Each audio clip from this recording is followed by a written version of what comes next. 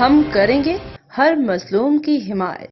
السلام علیکم، میں ہوں حرین فاطمہ اور آپ دیکھ رہے ہیں حمایتی نیوز HD چینل۔ نظر ڈالتے ہیں آج کی اہم خبروں پر۔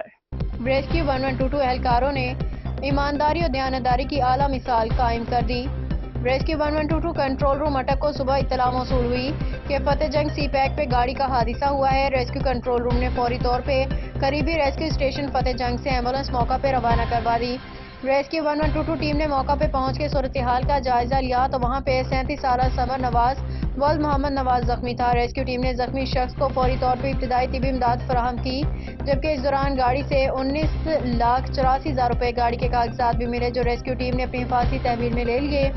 ریسکیو ٹیم نے زخمی کو مزید طبی امداد کے لیے تحصیل اسپتال فتح جنگ منتقل کر دیا۔ بعدازاں ریسکیو ٹیم نے لواحقین سے رابطہ کر کے 19,84,000 روپے گاڑی کے کاغذات ان کے حوالے کر دیے۔ اس موقع پہ لواحقین کا کہنا تھا کہ ہم ریسکیو 1122 کی ٹیم کے مشکور ہیں کہ انہوں نے نہ صرف زخمی کو طبی امداد فراہم کی بلکہ ہماری رقم بھی محفوظ طریقے سے ہمارے حوالے کر کے ایمانداری کی اعلیٰ مثال قائم کی ہے۔